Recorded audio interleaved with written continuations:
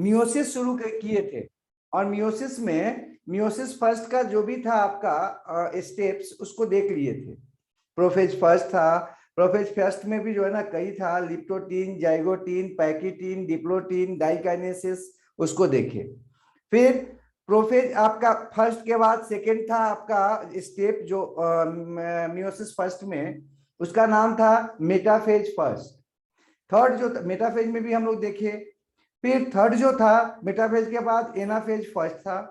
फिर फोर्थ का बात अगर करें तो एनाफेज के बाद टीलोफेज था।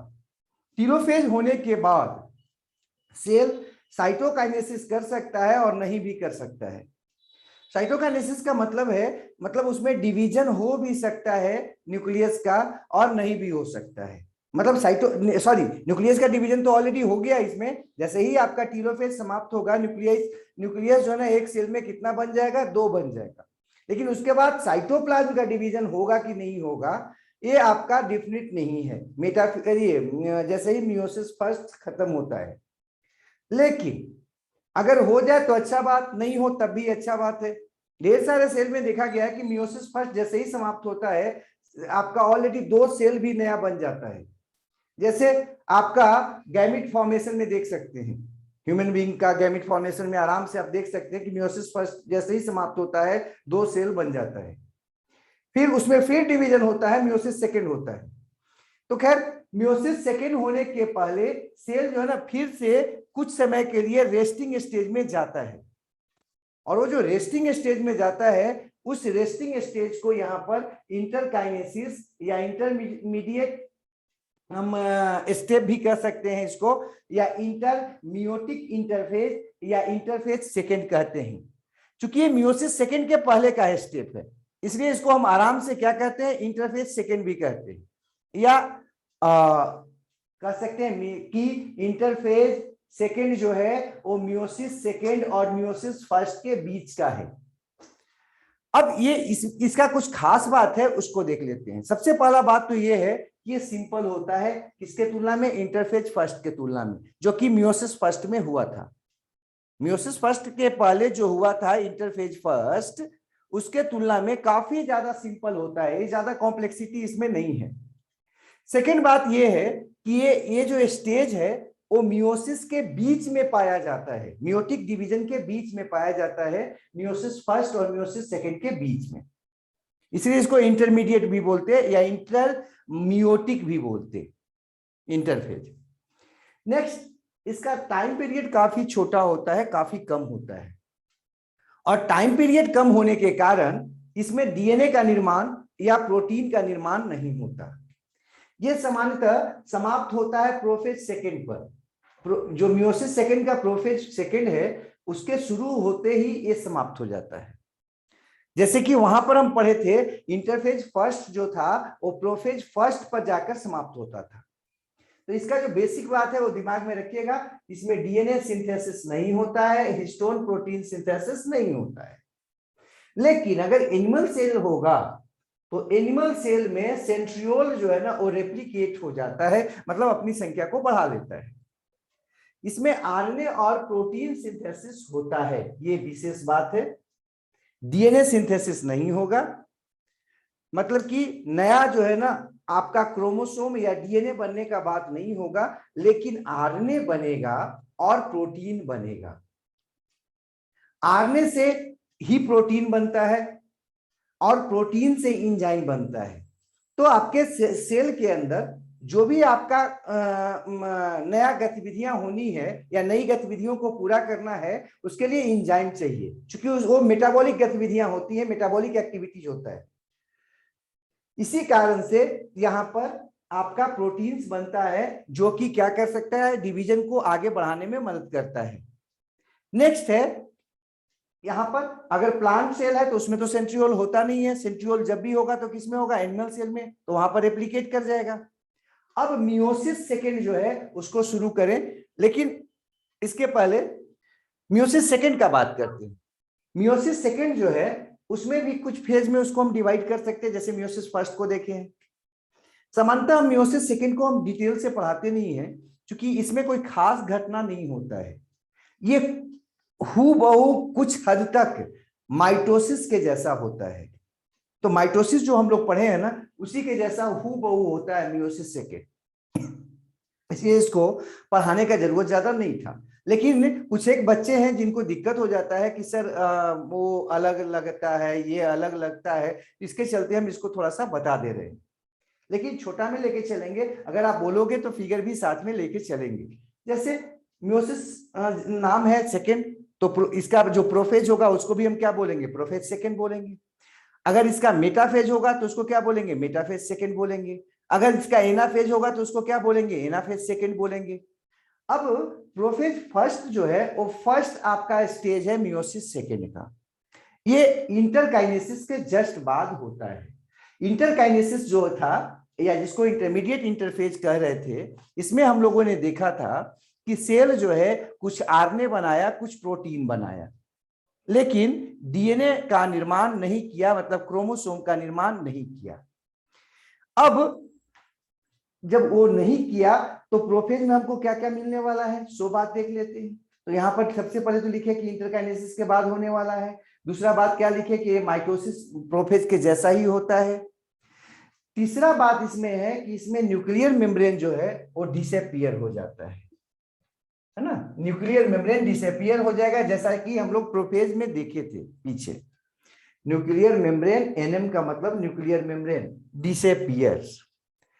दूसरा बात है कि इसका जो क्रोमोसोम है वो आपको नजर आने लगेगा, और कैसा नजर आएगा, डबल स्ट्रैंडेड, थोड़ा कॉम्पैक्ट होगा। ठीक है, क्योंकि यहां पर प्रोटीन सिंथेसिस तो हुआ है, आरएनए सिंथेसिस तो हुआ है, डीएनए सिंथेसिस नहीं हुआ है, तो थोड़ा वो इलेबोरेटेड नहीं होगा, लंबा नहीं होगा, बल्कि कॉम्पैक्ट नजर आएगा और डबल स्ट्रैंडेड नजर आता है।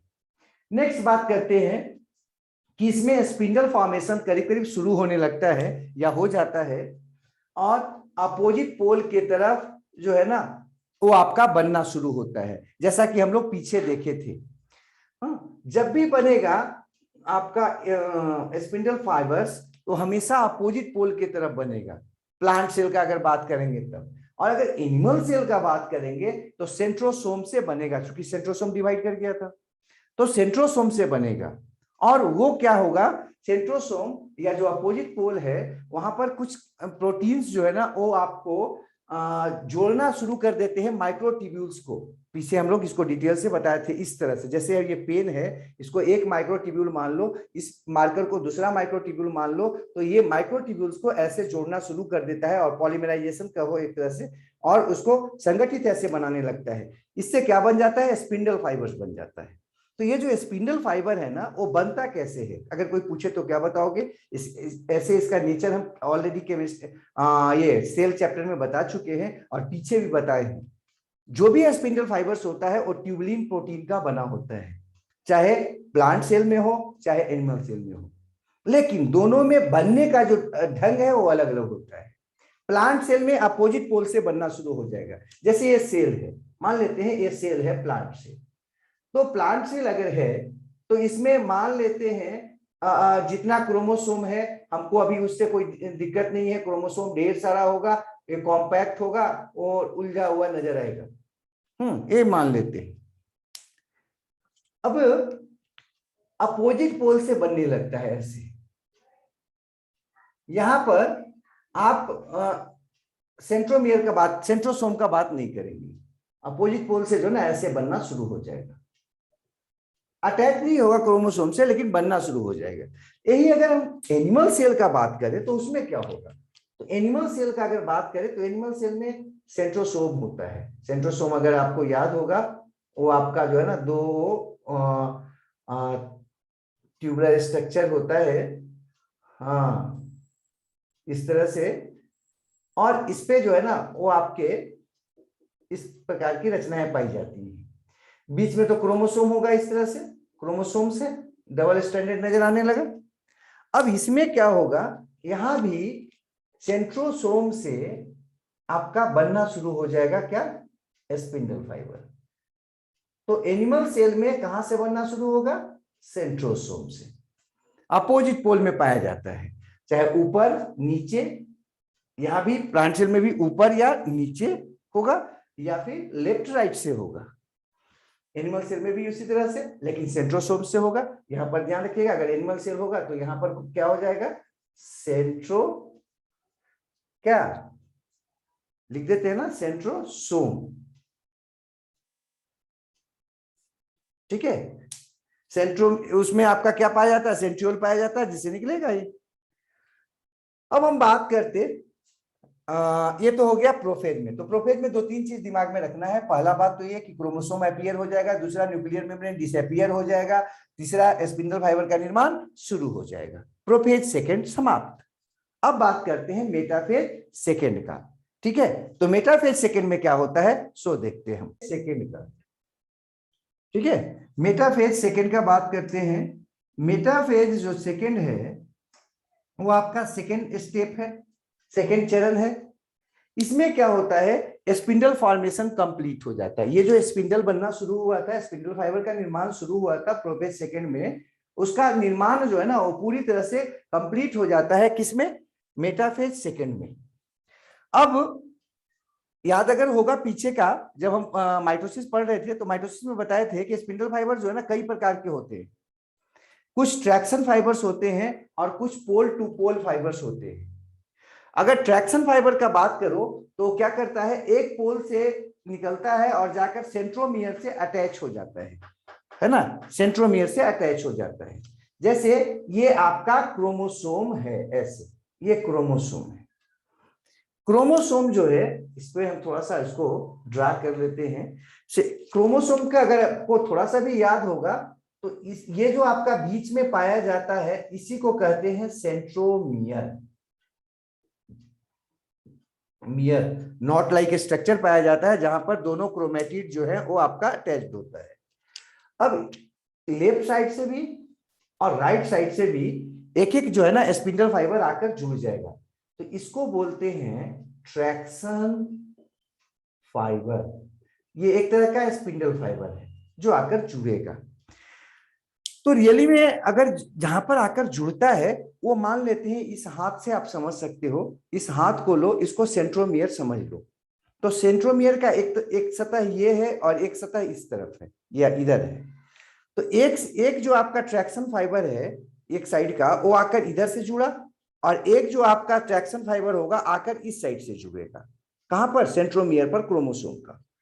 तो जहां पर जुड़ता है ना उस जगह को हम क्या कहते हैं, सेंट्रोमियर, है ना। ये तरहथी है हाथ का, इसको सेंट्रोमियर समझ लो। लेकिन इसमें 2 सतह है ना, एक इस तरफ भी सतह और इस तरफ सतह है। दोनों सतह पर आकर ट्रैक्शन फाइबर जुड़ता है, और वो जो सतह है जिस पर आकर जुड़ता है उसको कहते हैं काइनेटोकोर। क्या कहते हैं, काइनेटोकोर। तो काइनेटोकोर क्या है, सरफेस ऑफ, यहां पर इसको बोलेंगे काइनेटोकोर।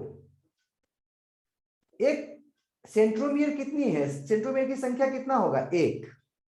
ठीक है, सेंट्रोमियर 1 है, लेकिन काइनेटोकोर कितना होगा उस पे, 2। एक इस साइड में और एक उस साइड में। जैसे पैसा होता है ना, हाँ, क्वाइंस को देख लो, क्वाइंस में एक तरफ, क्वाइन में एक तरफ हेड और एक तरफ टेल होता है।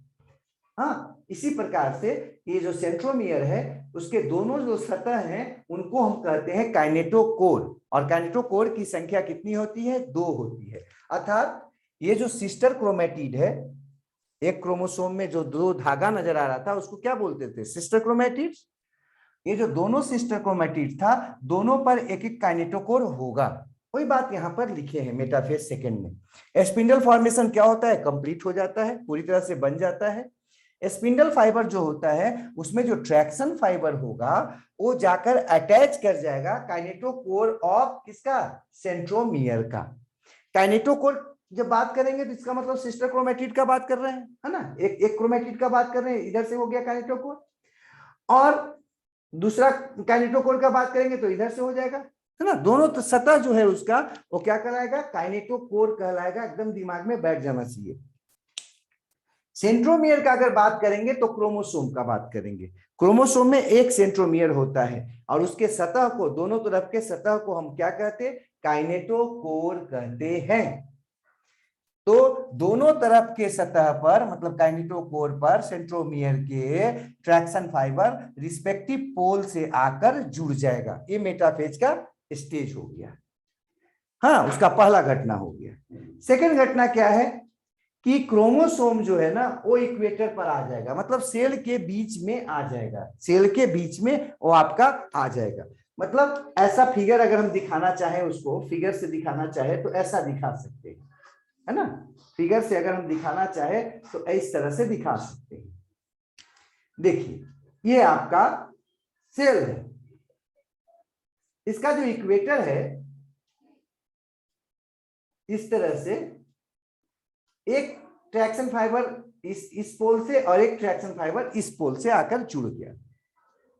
इसी प्रकार से जो भी क्रोमोसोम होगा उसका सेंट्रोमियर होगा और दोनों तरफ का काइनेटोकोर आपका ऐसे आकर रिस्पेक्टिव दोनों तरफ से ट्रैक्शन फाइबर से जुड़ जाएगा। अब जितना क्रोमोसोम हो, हम लोगों में कितना क्रोमोसोम होता है 46, लेकिन मियोसिस फर्स्ट जैसे ही होगा क्रोमोसोम की संख्या आधी हो जाएगी, तो क्रोमोसोम कितना बचेगा उसमें 23।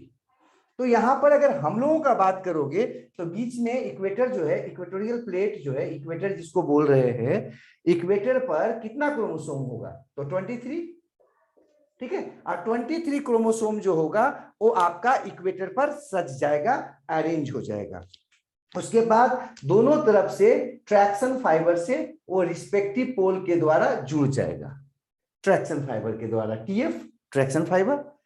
और कुछ जो आपके आपके जो होते हैं स्पिंडल फाइबर्स, वो एक पोल से निकलते हैं दूसरे पोल तक चले जाते हैं इस प्रकार से। हाँ, वो ब्लैक से दिखा रहे हैं, देखिए एक पोल से निकला और बिना क्रोमोसोम को टच किए हुए दूसरे पोल को चला गया। इसको बोलते हैं सपोर्टिंग फाइबर या पोल टू पोल फाइबर्स। इसको क्या बोलेंगे, सपोर्टिंग फाइबर या पोल टू पोल फाइबर्स। तो ये दो प्रकार के ट्रैक्शन फाइबर्स आपके मेटाफेज में क्लियर नजर आएंगे। यह आता है ट्रैक्शन फाइबर जो क्रोमोसोम के सेंट्रोमियर पे जाके जुड़ जाता है काइनेटोकोर पर दोनों तरफ से, है ना, दोनों तरफ के काइनेटोकोर से जुड़ जाता है कि ट्रैक्शन फाइबर। और सपोर्टिंग फाइबर एक पोल से निकलेगा और दूसरे पोल तक जाएगा। मतलब एक आपका, अगर एनिमल में बात करें हम, तो एक सेंट्रोमियर से निकले, सेंट्रोसोम से निकलेगा और दूसरे सेंट्रोसोम तक जाएगा वो, इसलिए इसको पोल टू पोल फाइबर्स या सपोर्टिंग फाइबर्स बोलते हैं। ये हो गया मेटाफेज का स्थिति। देखो एकदम इक्वेटर पर, मतलब सेल के बीचों बीच जो है ना सब क्रोमोसोम अरेंज हो गया। हम लोगों में अगर हो रहा होगा अगर ये, तो कितना 23 क्रोमोसोम जो है ना यहाँ पर अरेंज हो गया होगा। मियोसिस फर्स्ट के बाद ये होता है तो वहां पर 23 क्रोमोसोम अरेंज हुआ होगा, कोई दिक्कत नहीं होना चाहिए। मेटाफेज सेकेंड समाप्त हो गया। अब बात करते हैं एनाफेज सेकेंड का, ठीक है। एनाफेज सेकेंड, एना जैसा कि नाम है, एना का मतलब ही होता है सेपरेशन, अलग अलग होना। इसमें क्या होगा कि जो सेंट्रोमियर था, थोड़ा सा हम यहाँ पर फिगर भी बना लेते हैं, अभी मेटाफेज में क्या क्या देखे उससे थोड़ा आगे बढ़ते हैं। देखिए मेटाफेज में हम लोगों ने देखा कि ये जो आपका सेंट्रोमियर था क्रोमोसोम का, दोनों तरफ से वो ट्रैक्शन फाइबर से क्या हुआ था, जुड़ गया था इस तरह से, ठीक है। अब ये क्या होगा, ये दोनों है क्या भाई, कोई पूछेगा कि ये दोनों क्या है तो आराम से बता दोगे, सिस्टर क्रोमेटिड्स, क्रोमेटिड्स है ना, ये सिस्टर क्रोमेटिड्स है। और इसका क्या नाम है तो क्रोमोसोम। क्रोमोसोम, एक क्रोमोसोम में दो सिस्टर क्रोमेटिड था, इसलिए इसको हम लोग क्या बोल रहे थे, डबल स्टैंडर्ड क्रोमोसोम कह रहे थे। सेंट्रोमियर तो एक ही है, काइनेटोकोर दो है, दोनों तरफ साइड से इसे चिपका हुआ है। अब देखो ये बीच से स्प्लिट कर जाता है, जैसे ही एनाफेज में जाएगा तो एनाफेज में स्प्लिट हो जाएगा, फट जाएगा। फटने के कारण दोनों क्रोमेटिड अलग हो जाएगा एक दूसरे से इस तरह से। ट्रैक्शन फाइबर से एक इधर से जुड़ा हुआ था, एक इधर से जुड़ा हुआ था, है ना। अब ये क्या है, सेपरेटेड क्या बाबू, sister chromatid. Sister chromatid, chromatid क्या होता है, माथा में अगर आएगा कि क्रोमेटिड किसको बोलते हैं, तो माथा में रखना कि क्रोमेटिड जो है ना थ्रेड लाइक स्ट्रक्चर होता है किसका, क्रोमोसोम का। क्रोमोसोम का जो थ्रेड लाइक स्ट्रक्चर होता है उसी को कहते हैं क्रोमेटिड। अगर क्रोमोसोम डबल स्ट्रैंडेड होगा तो क्रोमेटिड की संख्या कितनी होगी? 2 होगा। अगर सिंगल स्ट्रैंडेड क्रोमोसोम होगा तो क्रोमेटिड की संख्या कितनी होगी? 1। ठीक है। अब क्रोमेटिड जो है ना वो जुड़ा कहां से रहता है दोनों? तो वो आपका जुड़ा रहता है सेंट्रोमियर पर। सेंट्रोमियर के स्प्लिट होने के कारण दोनों क्रोमेटिड एक दूसरे से सेपरेट हो जाता है और ये घटना कहां होती है? एनाफेज में होती है। ठीक है। माइटोसिस के एनाफेज में, मियोसिस फर्स्ट के एनाफेज फर्स्ट में तो नहीं हो पाता है, वहां पर ये घटना नहीं घटा था। लेकिन एनाफेज सेकंड में मियोसिस सेकंड का हुआ और ये स्प्लिट कर गया और ये क्या करेगा? अपने अपने पोल के तरफ जाना शुरू कर देगा। ये जाएगा इस पोल के तरफ जिधर से ट्रैक्शन फाइबर से जुड़ा हुआ है और ये जाएगा इस पोल के तरफ, मतलब ये इधर जाना शुरू करेगा, ये इधर जाना शुरू कर देगा। समझ रहे हैं? तो ये था एनाफेज सेकेंड। अब हम बात करते हैं टीलोफेज का। टीलोफेज में क्या हुआ? एकदम माथा में बैठ जाने से। टीलोफेज सेकंड में क्या हुआ? क्रोमोसोम जो जा रहा था अपने पोल के तरफ स्पिंडल फाइबर के मदद से वो पहुंच जाएगा और स्पिंडल फाइबर के मदद से अपने पोल पर पहुंचनेगा तो ग्रुप के रूप में पहुंचेगा ना, समूह के रूप में पहुंचेगा। तो एक सेल के अंदर कितना ग्रुप बन जाएगा क्रोमोसोम का? 2 ग्रुप बन जाएगा। कुछ क्रोमोसोम इधर पहुंच गया क्योंकि उधर की तरफ जा रहा था ना, और कुछ क्रोमोसोम जो है ना इधर पहुंच जाएगा। अब क्रोमोसोम होगा कैसा? सिंगल स्ट्रैंडेड या डबल स्ट्रैंडेड? तो सब सिंगल स्ट्रैंडेड, क्योंकि सिंगल स्ट्रैंडेड ही बना था। तो ध्यान रखिएगा ये क्रोमोसोम है लेकिन कैसा है? सिंगल स्ट्रैंडेड क्रोमोसोम है। ठीक है। और इतना ही पे नहीं रुका है टीलोफेज सेकंड में। अब क्या होने वाला है कि चारों तरफ से न्यूक्लियर मेम्ब्रेन ऐसे बन जाएगा, न्यूक्लियर इन्वेलप बन जाएगा। ठीक है। न्यूक्लियर इन्वेलप ऐसे बन जाएगा, इसमें भी और यहां भी बन जाएगा, दोनों साइड पे। दोनों आपका पोल पर जहां जहां क्रोमोसोम पहुंच गया था, चाहे ऊपर नीचे हो सकता है, चाहे लेफ्ट राइट जहां भी हो, और बन जाएगा। इसके बनने के साथ साथ एक और घटना घटने वाली है कि न्यूक्लियोलस जो है वो भी बन जाएगा। ठीक है बाबू। तो अब ये दोनों को क्या बोलेंगे हम? न्यूक्लियाई बोलेंगे, न्यूक्लियाई बोलेंगे। और ये क्या था? सेल था। तो एक सेल में 2 न्यूक्लियाई बन गया। कब? टीलोफेज सेकंड के समाप्त होने तक, है ना। टीलोफेज सेकंड में ऐसा हुआ। अब हम आगे का बात करते हैं। जैसे ही टीलोफेज सेकंड खत्म होगा एक सेल में 2 न्यूक्लियाई बन जाएगा और ये जो बीच में भरा हुआ है लिक्विड जैसा जो फ्लूइड होता है, आप जानते हैं फ्लूइडी जो मटेरियल से भरा हुआ, इसको हम लोग क्या बोलते हैं? साइटोप्लाज्म। अब साइटोप्लाज्म क्या करेगा? डिवाइड होगा। ठीक है।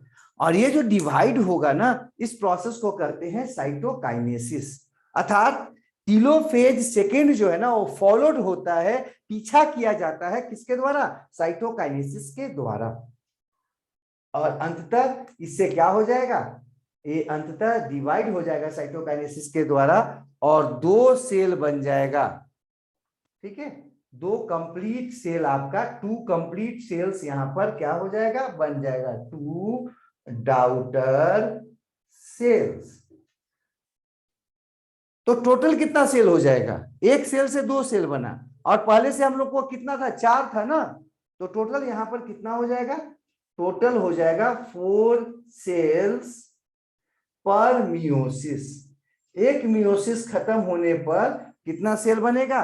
4 सेल बनेगा। तो ये तो था मियोसिस का बात। मियोसिस समाप्त हो गया। किसी तो मियोसिस में हम लोगों ने क्या देखा? एक सेल से कितना सेल बना? एक सेल से 4 नया सेल बना। मतलब 1 सेल अगर हो तो कितना? 4 नए सेल्स बनता है, टेट्राड बन जाता है, 4 बन जाता है। प्लस क्रोमोसोम की संख्या जो है ना वो आधी हो जाती है। जो पेरेंट क्रोमोसोम था, पेरेंट जो सेल था, मान लिए हम लोग में है सेल तो 46 है क्रोमोसोम। तो जो हम में अगर मियोसिस होगा तो जो सेल बनेगा वो कितना बनेगा, 1 का 4, और चारों सेल जो बनेंगे नया, उसमें क्रोमोसोम की संख्या हमारे बॉडी के सेल की तुलना में हाफ हो जाएगा। मतलब हमें 46, तो प्रत्येक ये जो नया सेल बना है उसमें 23 23 23 होगा। ये इसका सबसे बढ़िया या सबसे बड़ा महत्व है।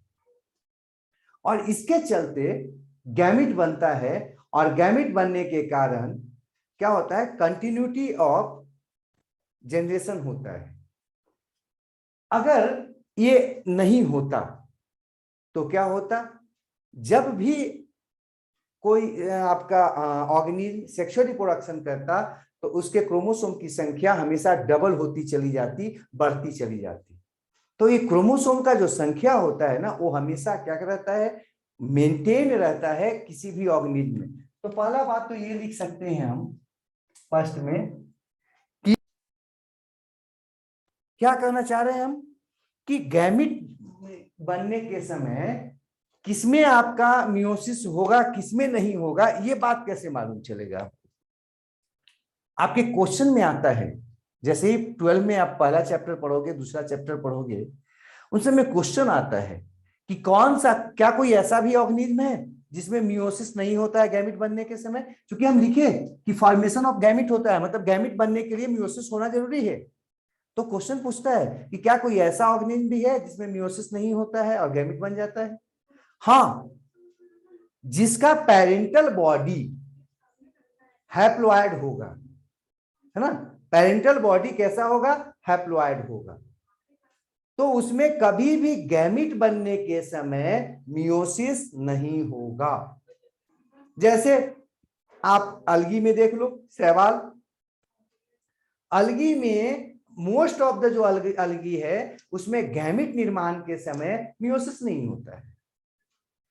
कुछ और आप देख लो, इंसेक्ट्स में देख लो, इंसेक्ट में आपका कॉमन इंसेक्ट है जो आप लोग को पढ़ना भी है, बी, है ना, मधुमक्खी। बी में जो ड्रोन होता है जिसको मेल मधुमक्खी कहते हैं, नर मधुमक्खी कहते हैं, वो चूंकि हैप्लॉइड होता है और इसलिए उसमें जब गैमिट बनता है तो उसमें कभी भी मियोसिस नहीं होता है। तो इस तरह से कुछ ब्रायोफाइट्स वगैरह हैं, तो ढेर सारे ऐसे ऑर्गेनिज्म हैं जिनमें गैमिट निर्माण के समय मियोसिस नहीं होता है, लेकिन अधिकांश मोस्ट ऑफ द जो ऑर्गेनिज्म हैं उनमें गैमिट निर्माण के समय मियोसिस होता है। तो कैसे होता है उसमें, उसमें सबसे पहले जो है ना गैमिट मदर सेल होता है, और उसमें गैमिट मदर सेल जो होता है इस पर एक घटना घटता है, इस घटना को बोलते हैं मियोसिस। और मियोसिस के द्वारा जो स्पेशल सेल्स बनते हैं इसको कहते हैं गैमिट्स, और ये कैसा होता है, हैप्लॉइड होता है, एन होता है। ठीक है, तो मियोसिस गैमिट बनने में होगा ही होगा, जरूरी नहीं है। हाँ, ढेर सारे सेल्स हैं जिसमें नहीं होता है, मतलब सॉरी, ढेर सारे ऑर्गेनिज्म हैं जिनमें आपका गैमिट का निर्माण बगैर मियोसिस का होता है, मतलब माइटोसिस से होता है। हाँ, अब यहां पर दूसरा क्या लिखे थे, help in constant chromosome number in an organism species generation to generation, that is कर सकते हो, that is conservation of chromosome number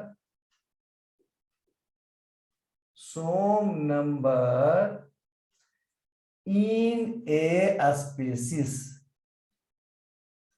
अगर हम लोगों में नहीं होता मियोसिस तो क्या हो गया होता, इस बार 46 था, 46 था क्रोमोसोम, हमारा जो बाल बच्चा आता उसमें दुगना हो जाता, उनका जो बाल बच्चा होता और दुगना हो जाता, क्रोमोसोम का संख्या हर बार बढ़ता चला जाता। ये नहीं होता है, कंजर्व करता है, कांस्टेंट रहता है, किसके कारण, मियोसिस के कारण। एकदम ध्यान रखिएगा। हम आप लोग को पहले भी बताए थे कि कोई भी लाइफ साइकिल जो होता है, लाइफ साइकिल, ऐसे हम पढ़ाएंगे, फिर से कोशिश करेंगे फिर से पढ़ा दें। लाइफ साइकिल जो होता है ऑर्गेनिज्म का, वो आपका बर्थ से शुरू होता है, यहां से कहीं से शुरू कर सकते हैं आप, बर्थ से शुरू होता है और बर्थ पर ही समाप्त होता है। मतलब हमारा जन्म हुआ और हम अपने जैसा ऑर्गेनिज्म को बनाए, ये कहलाता है लाइफ साइकिल। लेकिन अगर लाइफ स्पैन का बात आएगा, लाइफ स्पैन का बात आता है, तब यहां पर बात बदल जाएगा। ये बर्थ से शुरू होता है और नेचुरल डेथ पर खत्म होता है। नेचुरल डेथ पर, है ना, प्राकृतिक रूप से मर गए, तो उस पे जो आपका वो जो समय होता है, इसको कहते हैं हम लाइफ स्पैन। जैसे कोई जन्म लिए, हम लोग जन्म, हमारा जन्म हुआ, तो जन्म हुआ तो हमारा लाइफ साइकिल भी शुरू हो गया, लाइफ स्पैन भी शुरू हो गया। और हमारा बच्चा पैदा हुआ, हमारा बच्चा आ गया, तो हमारा लाइफ साइकिल समाप्त हो गया। लेकिन हम जो है ना डेथ करेंगे प्राकृतिक रूप से, ऐसा नहीं कि एक्सीडेंट हो गया तो मर गए, या आग लग गया तो मर गए, गिर के मर गए, ऐसा कुछ नहीं। दवा खा के मर गए, कोरोना से मर गए, तो उसको नहीं बोलेंगे नेचुरल डेथ। नेचुरल डेथ का मतलब है प्राकृतिक रूप से अपने से आराम से बुढ़ापा होके वो चला जाए, मर जाए। कोई 90 साल में, 92 साल में, 80 साल में ऐसे मर जाता है आदमी, हाँ, बूढ़ा होकर, तो उसको, या बूढ़ी होकर, तो उसको बोलेंगे नेचुरल डेथ। तो ये जो समय काल होगा, इसको बोलेंगे हम लाइफ स्पैन। हम पीछे पढ़ाए हैं, लाइफ स्पैन सामान्यतः जो है ना लाइफ साइकिल से बड़ा होता है। इसलिए बड़ा होता है कि लाइफ साइकिल जो होता है अपने जन्म से जन्म तक का होता है। महिलाओं में जनरली बच्चा पैदा करने का जो एज होता है 45 से लेकर 50 तक में खत्म हो जाता है, ठीक है। तो 50 साल में उनका लाइफ साइकिल समाप्त हो गया। उनके जन्म से लेकर 50 साल की उम्र जैसे ही किसी महिला का हो जाता है, उनका लाइफ साइकिल खत्म हो गया। लेकिन 50 साल के बाद भी वो जिंदा रही अगर 90 साल तक, तो ये जो 30 साल है, जिसको सीनेंसिस फेज कहते हैं या ओल्ड फेज कहते हैं, ओल्ड स्टेज कहते हैं, ये लाइफ साइकिल के साथ जुड़कर लाइफ स्पैन बनाएगा। तो लाइफ स्पैन और लाइफ साइकिल में अंतर है। लाइफ साइकिल में अपने जन्म से बच्चों के जन्म, माने बच्चों को पैदा करने तक की क्षमता अगर है आपका, तो वहां तक आप लाइफ साइकिल है। और जैसे ही बच्चों को पैदा करने की क्षमता समाप्त हो गई, आपकी लाइफ साइकिल क्या हो गई, समाप्त हो गई। अब आप जी रहे हैं पृथ्वी पर, अपना लाइफ स्पैन गुजार रहे हैं, न कि लाइफ साइकिल गुजार रहे हैं। तो ये जो प्रत्येक जो लाइफ साइकिल होता है, इसमें एक मियोसिस होता है, ध्यान रखिएगा, एक बार मियोसिस होता है, मियोसिस होता है, और एक बार क्या होता है, फर्टिलाइजेशन होता है, फर्टिलाइजेशन होता है, ठीक है ना। एक बार मियोसिस होगा और एक बार फर्टिलाइजेशन होगा, और दोनों का अलग अलग गुण है। मियोसिस क्या करता है, क्रोमोसोम की संख्या को कम कर देता है ना, रिड्यूस क्रोमोसोम नंबर, है ना। ये क्या करेगा मियोसिस, रिड्यूस क्रोमोसोम नंबर, सोम नंबर टू हाफ, हाफ, ये क्या बनाएगा, गैमिट बनाएगा, ठीक है, गैमिट बनाता है। लेकिन फर्टिलाइजेशन क्या करता है, रीस्टोर क्रोमोसोम नंबर, ठीक है, ये बनाता है जाइगोट। ये क्या करता है, रीस्टोर कर देता है क्रोमोसोम की संख्या को, कितना, restore chromosome number as original कर दीजिए, ओरिजिनल। मियोसिस के पहले कैसा था क्रोमोसोम की संख्या, 2n था। मियोसिस के बाद कैसा हो गया, n। यहां पर साफ नहीं आ रहा है, हम साफ लिखते हैं, मियोसिस के बाद कैसा हो जाएगा, n। और जैसे ही फर्टिलाइजेशन हुए, फर्टिलाइजेशन तक कैसा रहेगा, n।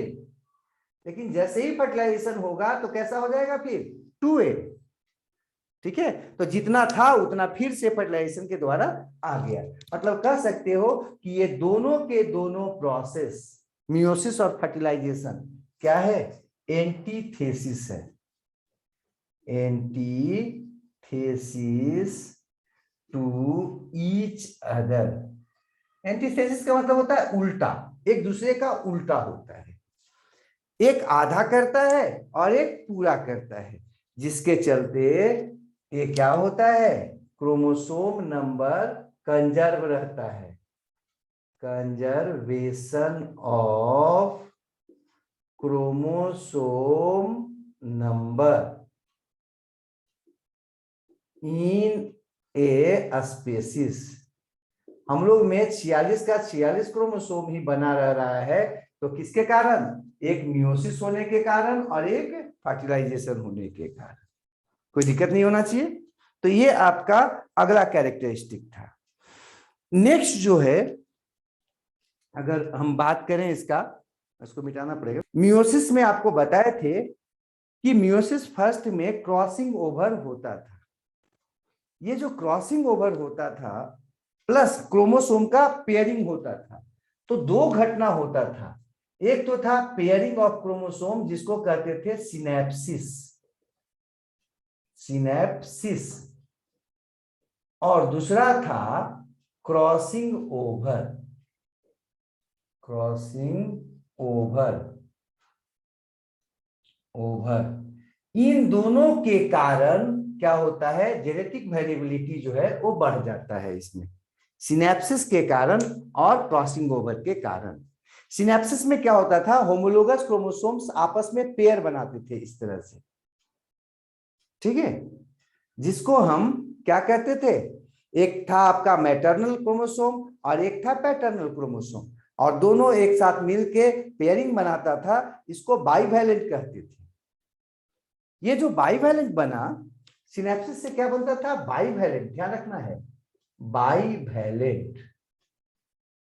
और इसके द्वारा क्या होता था, एक्सचेंज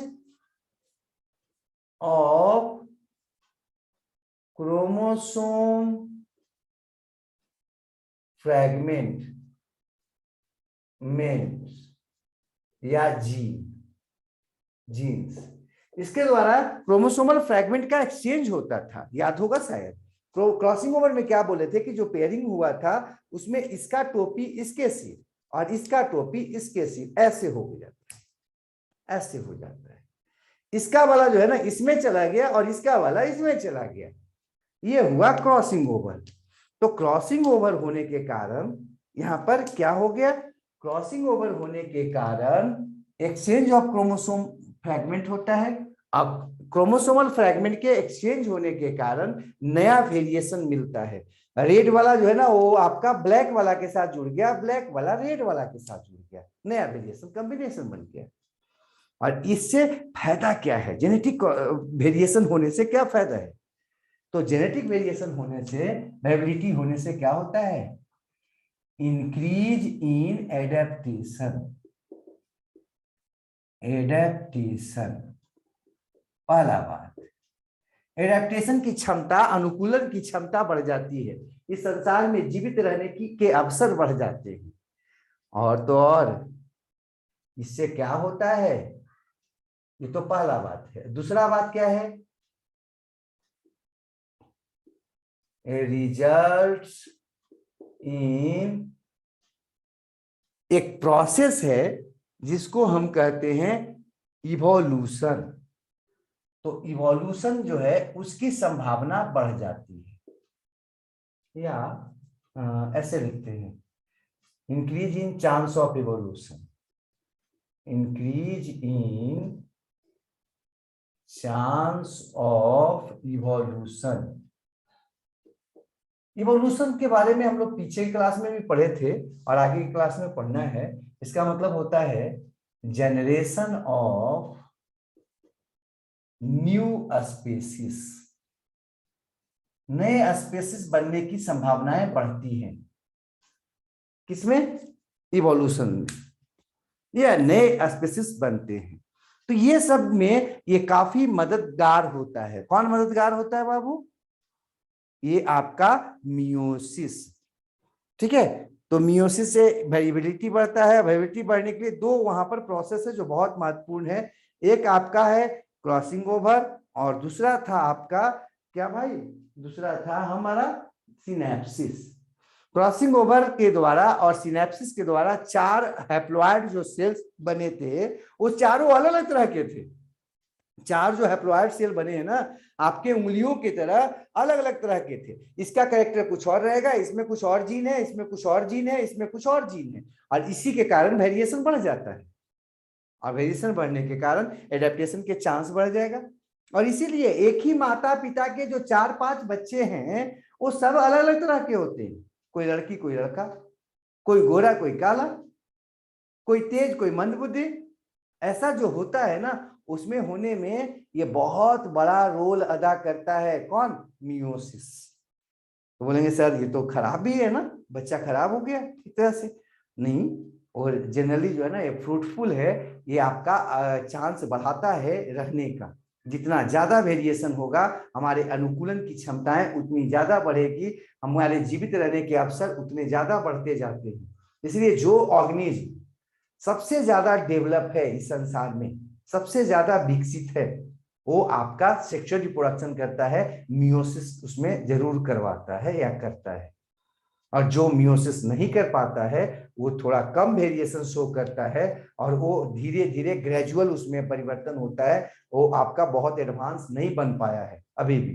तो एडवांस जो ऑर्गेनिज्म है, चाहे प्लांट्स हो चाहे एनिमल्स हो, उनमें एक विशेष घटना है, कौन? मियोसिस, जो उनमें वेरिएशंस को बढ़ाता है, उनमें एडेप्टेशन की कैपेसिटी को बढ़ाता है और उनको विकसित बनाता है। इस तरह से ऑलरेडी जो है ना ये समाप्त हो गया। अब कुछ पूछना अगर होगा